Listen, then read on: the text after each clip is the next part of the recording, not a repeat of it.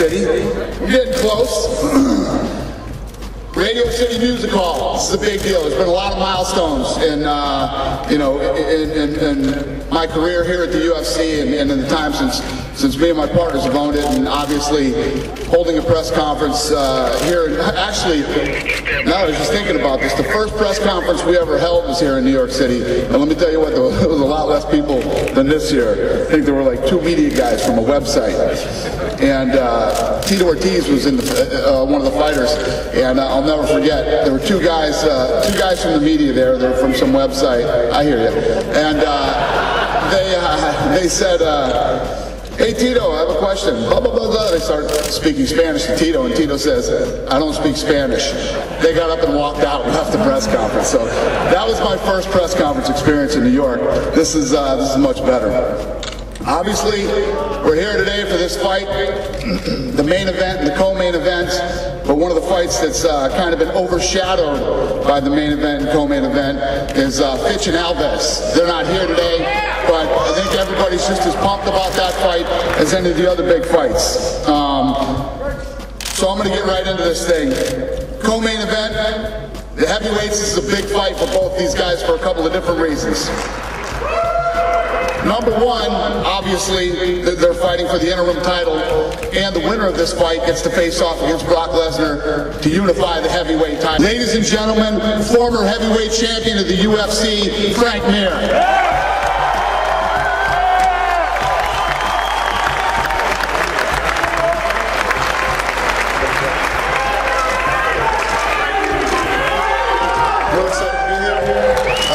Honestly, I think the fans up here on the East Coast have been extremely forthcoming. Very happy to be here with you guys. Some of the best fan base here, actually, to be honest with you. I think the fact that I'm half Cuban, I look Italian, for some reason seems to work out in my benefit.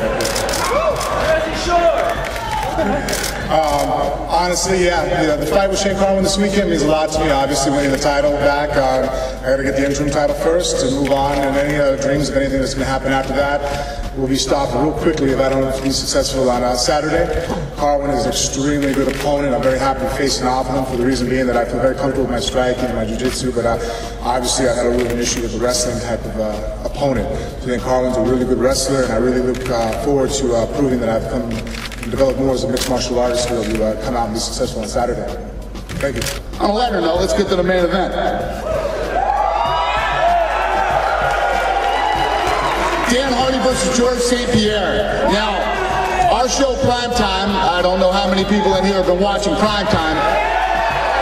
Thank you. Going into Primetime, not a lot was known about Dan Hardy. We know that he was undefeated in the UFC. He's had some great fights, knocked off some good guys, and basically made his way to a title shot with George St. Pierre. But as the show started to unfold, you started to learn a lot about him. Kid is a martial artist. He's a big, strong 170-pounder. In the thing, he's deadlifting, 450, 500 pounds. He's doing jump squats with 225. What you find out about this guy is he actually is a martial artist. He's a strong, explosive athlete, and came into this fight an 8-1 underdog, and I don't think he's an 8-1 underdog now. The people have got to see what this kid's really all about and what he can do. He's very hungry, he's fired up, and he wants this title from George St. Pierre bad. And when you put all that into the pot, I expect a really, really good fight on Saturday night between George St. Pierre and Dan Hardy. Ladies and gentlemen, Dan Hardy.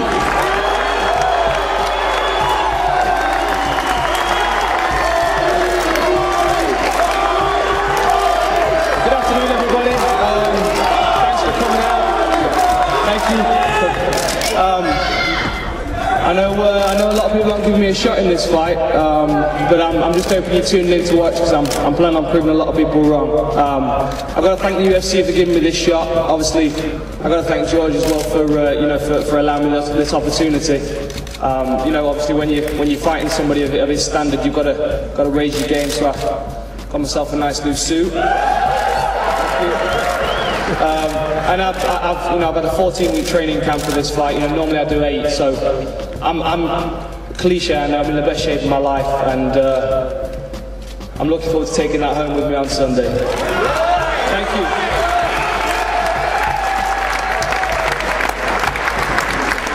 There's a lot I can say about George St. Pierre, but there's not much to say about it. Everybody in here knows who he is, knows what he's done. He's one of the pound-for-pound best fighters in the world and the long-reigning welterweight champion of the UFC. He's an incredible ambassador for the sport, one of the most perfect gentlemen you could ever meet, and what a representative for his country he is. Ladies and gentlemen, the welterweight champion of the UFC, George St. Pierre.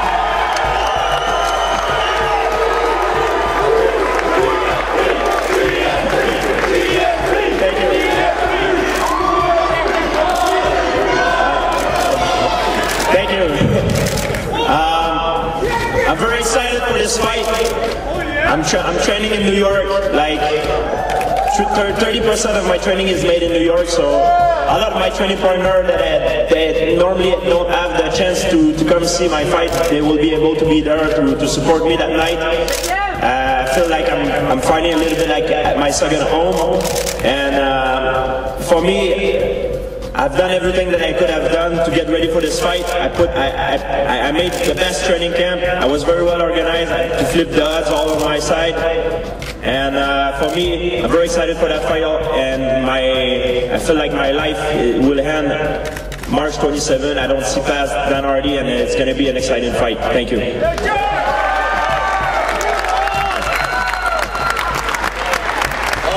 So I'm going to open this up to the media. They'll come around with some microphones, I think, to you guys, and you can ask some questions. Dan who? Hey, not you guys. There's people to ask over there. That's what it means to England. It means a hell of a lot. You know, we've had MMA in the UK for a long time, but it's not since it's not until the UFC came over and really established the sport that we've been legitimate, should I say? So now we're established, and the UFC have come over and really kind of taken care of us, and we've got some great fighters coming through, and it's only a matter of time before a lot of us are contending for titles. But obviously, this is a huge step forward, and I'm looking forward to taking the belt back.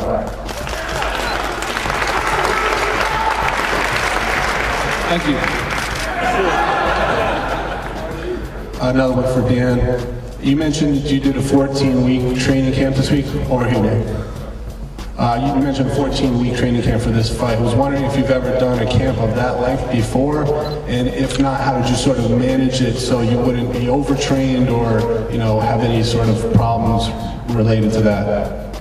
Well, after a fight, I normally get to 3 or 4 days of not training, and I start to lose my mind a little bit. And there's only so many cookies you can eat to kind of subside that feeling. So, and as far as the overtraining thing goes, I have a guy that takes care of all that for me. He manages my schedule. We do various different tests to make sure that I'm in peak physical condition. So at any point when I'm pushing too hard, I can pull it back and that. So what's it like dealing with the pressure, and how do you do it? And obviously fighting a whole bunch of legitimate fighters, obviously like Dan Hardy, guys who have to earn a title shot. What's it like dealing with the pressure and putting yourself out and fighting guys of such high caliber?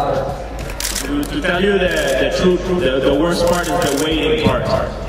I have the butterfly, I'm very nervous, and I'm a human being, it's normal. I'm a proud guy, I want to do well, But once they come pick me up to walk to the octagon, now all that nervousness, it's transformed in a good energy, and I have one thing in mind is victory, win the fight.